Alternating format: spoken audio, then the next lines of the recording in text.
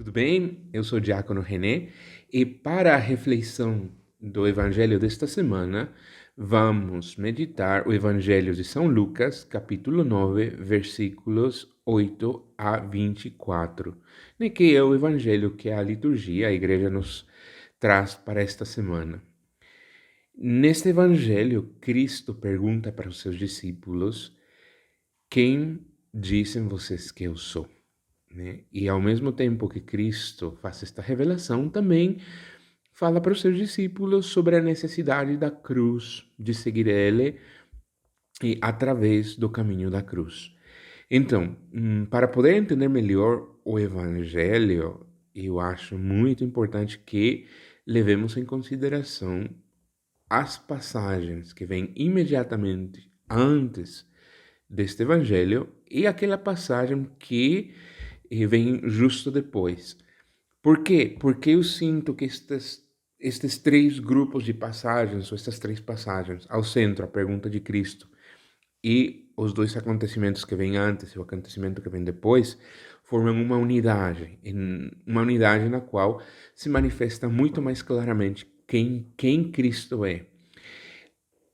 Antes, então, primeiro, qual evangelho vem antes? Que passagem vem antes? Bom, a curiosidade do rei Herodes por saber quem Cristo é. De fato, Herodes pergunta explicitamente quem Cristo é, quem é esse profeta, ou quem é esse mestre que está por ali ensinando, né? E o evangelho diz que Herodes queria saber, muito provavelmente por uma curiosidade um pouco superficial, até infantil, mas que no fundo faz a mesma pergunta que Cristo faz para os seus discípulos. Obviamente Cristo faz num sentido bem mais profundo, espiritual, experiencial até. E Herodes é mais uma curiosidade, né? Quem será que é esse Cristo?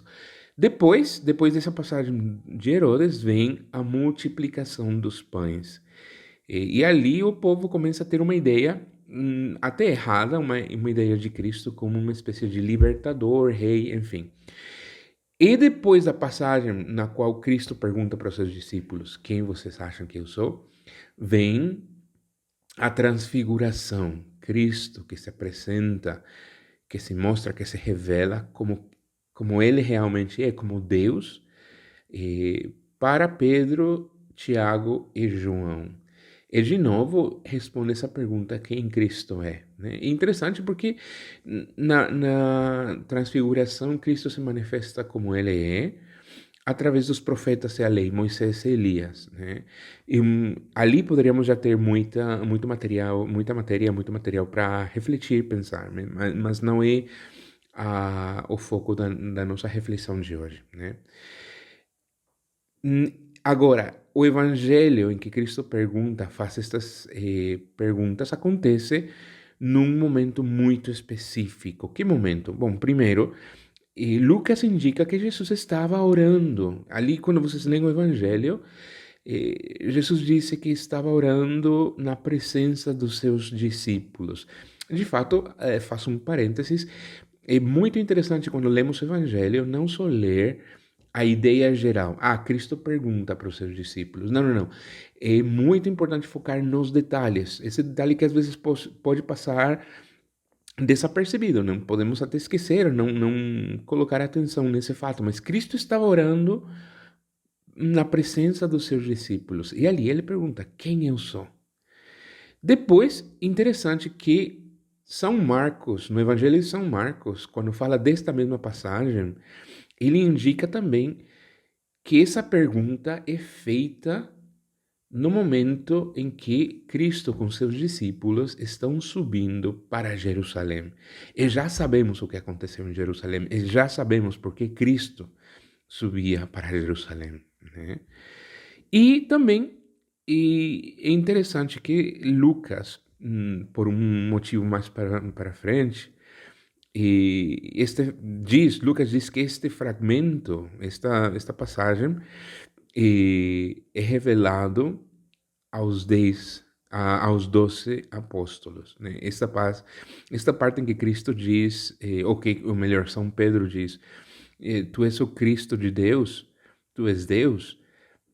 Essa revelação é feita só para os 12 apóstolos. Mas a parte seguinte de tomar a cruz e seguir ele é para todos os discípulos. Então, bem interessante como essas duas partes, né? Cristo que faz a pergunta, revela quem ele é, mas ao mesmo tempo a revelação, bom, essa primeira parte é feita só para os apóstolos, e essa segunda parte sobre a cruz é para todos os discípulos. E nasce essa pergunta, por quê? Por que Cristo revela esse aspecto mais profundo dele só para uns poucos? E por que a necessidade de seguir ele se apresenta para todos os seus discípulos? Bastante interessante. E por último, um certo contexto sobre a expressão Cristo de Deus, né? São Lucas utiliza a expressão na boca de São Pedro, tu és o Cristo de Deus, o ungido de Deus. Interessante porque no Evangelho de São Lucas, o momento anterior, a primeira vez que é utilizada essa expressão, tu és o Cristo de Deus, e quando Simeão no templo aguardava a chegada do Messias, e quando ele se encontra com o menino Jesus que é trazido no templo pelos seus pais, ele usa a expressão Cristo de Deus. E o segundo momento em que a expressão Cristo de Deus é usada no Evangelho de São Lucas é quando os fariseus estão ali aos pés da cruz, gritando para ele, se tu és o Cristo de Deus, desce da cruz.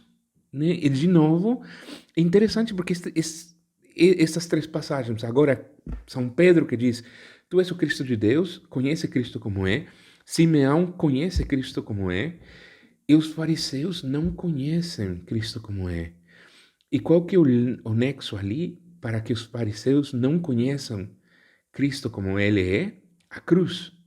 É interessante porque, como já falamos antes, o Cristo fala sobre a necessidade de abraçar a sua cruz para ser o seu discípulo, um pouco como os fariseus rejeitam essa cruz, né? Não vou aprofundar eh, nessas reflexões, vou deixar aqui aberto, né? Vamos finalizar essa primeira parte, a introdução ao tema, e na segunda parte vamos fazer algumas perguntas que podem ser interessantes para a nossa reflexão.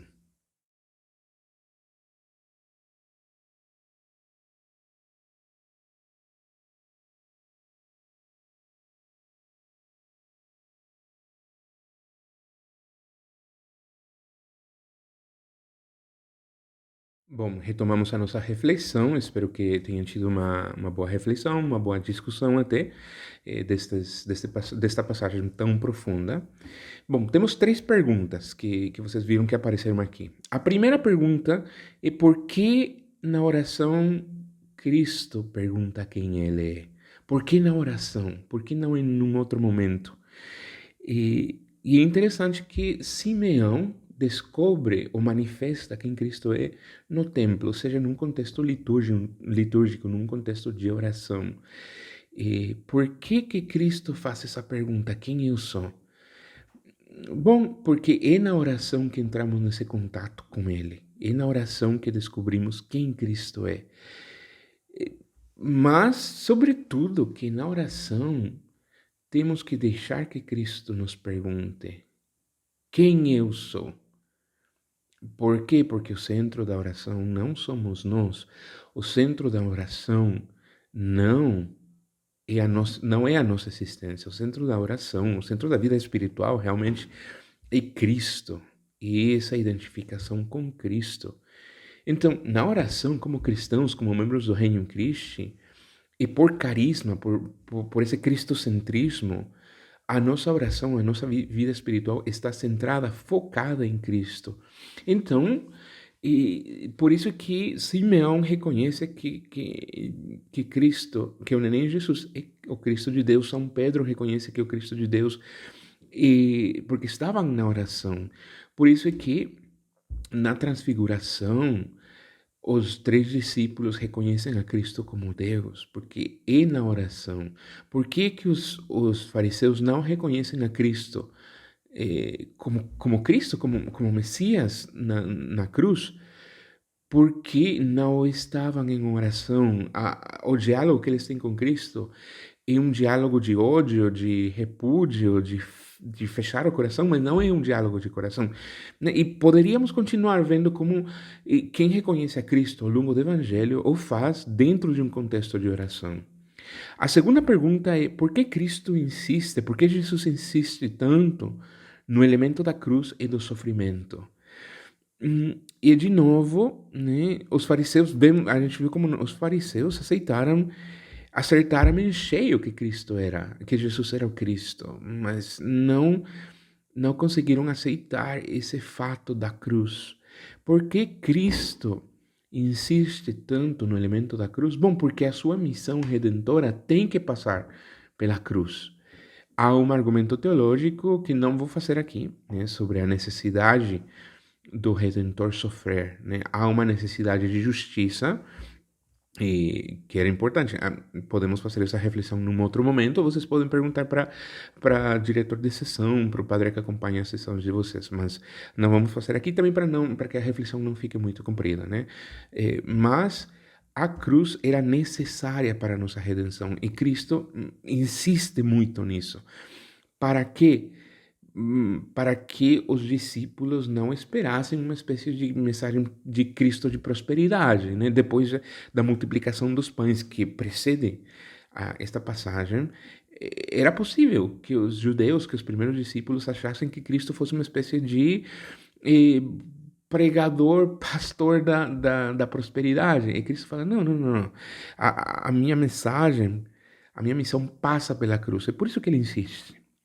E a terceira pergunta, que é a mais difícil de todas, é que, vou ser muito honesto, até eu, né, como consagrado, sempre tive um pouco de dificuldade fazendo uma reflexão, tentando entender por que dessa situação, né, dessa proibição. E por que Jesus proíbe que seja proclamado o Messias? Né? Porque eu acho, né, que os seus discípulos, para poder proclamar que Ele é Cristo, que Ele é o Cristo de Deus, eles precisam antes passar pela realidade da cruz. Eles precisam experimentar eh, aquele elemento essencial da missão de Cristo, que é o sofrimento e a cruz. Então, Jesus não proíbe para sempre, né, que o mundo saiba que Ele é o Messias, o Salvador do mundo, o Redentor da humanidade, Rei de reis, Deus de Deus. Não está proibindo ali, está segurando eles. Antes de vocês proclamarem isso, antes de vocês saírem pelo mundo proclamando um rei vitorioso, um rei que venceu, um Messias poderoso, preciso que vocês me conheçam como eu sou, que me conheçam crucificado, que passem pela cruz. Só então poderão proclamar um Messias, o verdadeiro servo de Deus, o verdadeiro Cristo de Deus crucificado. Muito obrigado e Deus abençoe.